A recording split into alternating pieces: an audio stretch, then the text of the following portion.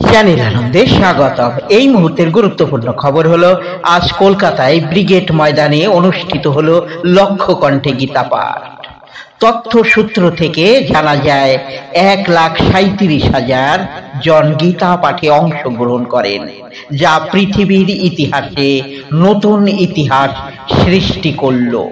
মূল মঞ্চ থেকে ধর্মগুরুরা ঘোষণা করেন এবং দাবি জানান যে ভারতের একমাত্র জাতীয় গ্রন্থ করা হোক শ্রী গীতাকে।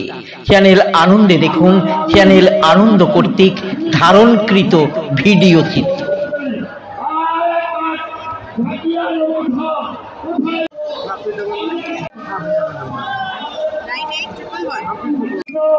তিনি গীতার প্রথম বাণী উচ্চারণ করছেন, কৈবং বর্ষাকালেও পার্থ দ্বৈতত্বের পদ্ধতে ক্ষুদ্রং হৃদয়ং দুর্বলং ত্যক্ত উদ্দিষ্ট পরম তপঃ অতোবা প্রাপ্স্যসি স্বর্গং চিত্তবা ভক্ষ্যসি বহিঃ অতো চেৎ দৈবং ধর্মং সংগ্রামং ন করিষ্যসি।